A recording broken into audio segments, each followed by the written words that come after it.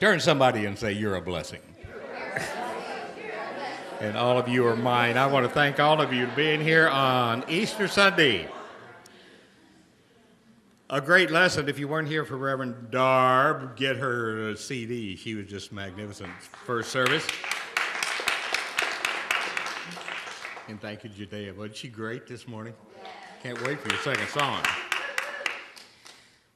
I'm basing my lesson this morning, Roll Away the Stone, on my chapter on page 133 of my book, The Power of Positive Purpose, which, by the way, would make a great Easter gift for...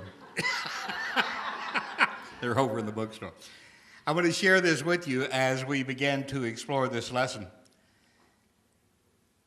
Quoting myself, the highest teaching of the age concerns how to pass over from darkness to light.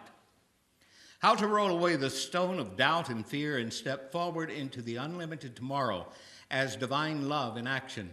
A well-defined decision carries with it a powerful impact in our experience.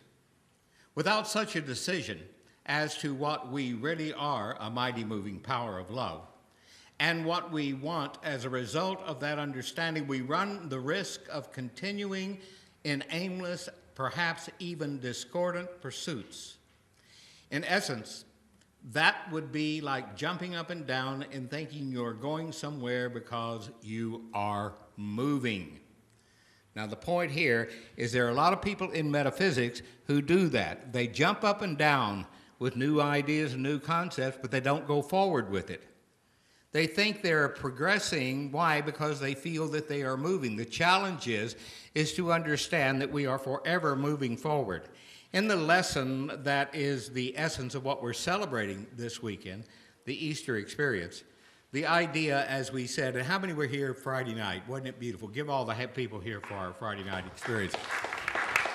Thank you for the wonderful thing. One of the lessons we explored Friday night was the idea that we all have been through situations where some situation or choice we made has wound up crucifying us. That we wound up hanging on the cross of doubt and fear and confusion and unhappiness and blame gaming and all the stuff that we do to make ourselves unhappy until we do what? Go within and allow ourselves to contemplate the truth of ourselves and then roll away the stone, moving forward into a higher and healthier, happier experience with the power of the lesson we've learned from the experience we just moved out of. Everyone say, if I don't learn the lesson, I might have to repeat the experience. How many heard that before you ever found religious science? Okay. See, there's a wonderful statement of truth that I love that is an old Chinese lesson that is very worth our time. It's a Chinese proverb. It says, those who think it can't be done should get out of the way of the people doing it. Those who think it can't be done, the person who says it cannot be done should not interrupt the person who is doing it. How many have done that? Okay. How many have allowed yourself to, the idea that we can accomplish anything in our life we choose to? We can allow ourselves, once we get rid of our reasons why we can't do, be, and have, and experience the best, that all of a sudden the do, be, and having and experiencing the best becomes our new way. We give birth to a new understanding of ourselves. In Matthew 6:22, it says, the light of the body is the eye. If therefore thy eye be single, the whole body shall be full of light. If your eye be single. If you move, as Dr. Holmes pointed out, that our challenge is to move from the faith in God to the faith of God. How does God, which we're told is love, think? How does love think? Not how do you think about love, but how do you as love think about life? Think about health. Think about success. Think about finding answers instead of problems. Think about possibility instead of impossibility. We are all free to choose, and the choice we make unfolds as a mental equivalent, as an effect, or as the world we live in. Everyone say, my world is thick thought. Now, the challenge we have is to wake up and recognize not just my world is thick thought, but my world is my thick thought because it's my world. See, we've been talking recently, the correlation between religious science and Taoism. We are Western Tao. What we do, as the Taoists do, is they erase the illusion that we're separated from our experience. And isn't that what religious science does? If there's one life, it's God and it's my life.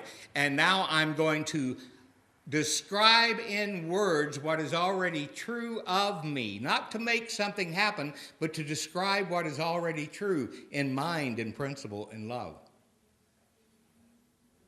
Don't you know you're God's? Very interesting statement. I just recently had a beautiful experience by someone that many of you here know and love, is Lynn Nichols, and her dear husband and one of my best friends ever is Phil Nichols. Phil and Lynn were probably the first two people I met in 1975. She was one of my first board members.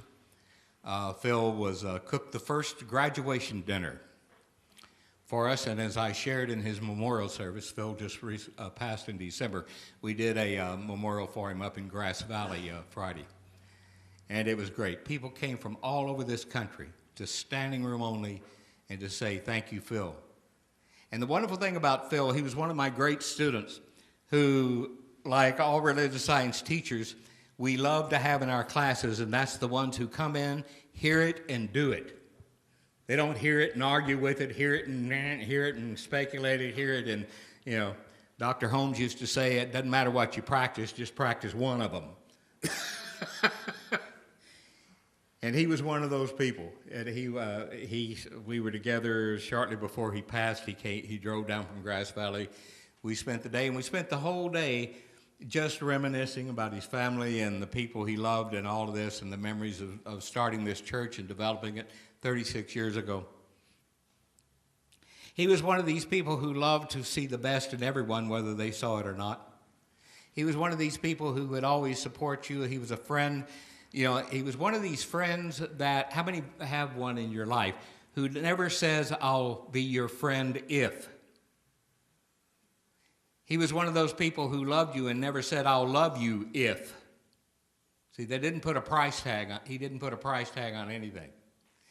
And how many know people who live their life that way are really rolling away the stone of limitation, doubt, and fear, and they're really moving out into the world at another level than most of the world lives. While I was there, it was very wonderful because I'm looking at the kids that are here this morning. All of their children went through our youth group and teenagers and grew up and became adults, and now they have children, and some of them have children. That's interesting. You know, you've been a minister a while when you see children of your children in your junior church, and then you realize one day that children of your children of your children. Anyhow, so we're talking, and all of these people came up to me because a lot of people who lived in this area, were members here, have moved up to Grass Valley for retirement, and so I think a lot of our former members helped start the church up there. And so they're standing there and they're talking to me and they're reminiscing about all the wonderful things. And a whole group came up to me and said, Dr. J, said, we want to thank you for something that happened to us in your first year class that has affected us in such a way that our life has never been the same again. And what they were telling me was in first year class, they discovered how to roll away the stone and do what? Something with the new entrance into greater experience. And what we had them do in first year class, it was a workshop that when I teach first year, I always have them do. And when I describe it to you, many of you sitting here have gone through it. And that is, I challenge the class to use their imagination and pretend that we are having a 10-year reunion. It's been 10 years since they were in class, and they're all coming together for a reunion. And I have them all leave the room and come in the doors back here, and they all come in and greet each other like they haven't seen each other in a long time.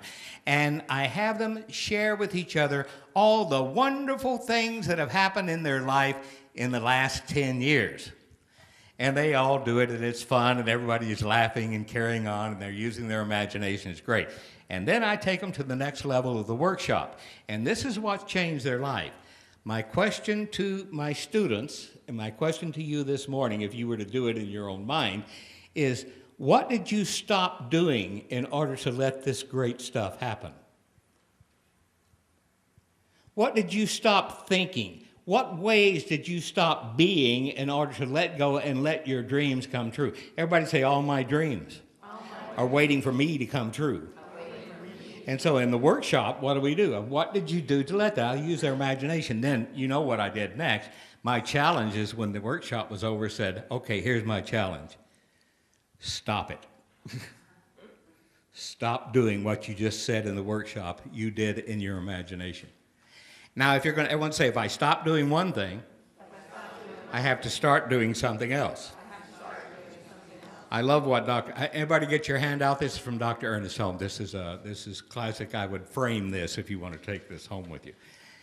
This is something he wrote for the Science of Mind magazine back about back about 1945, I think.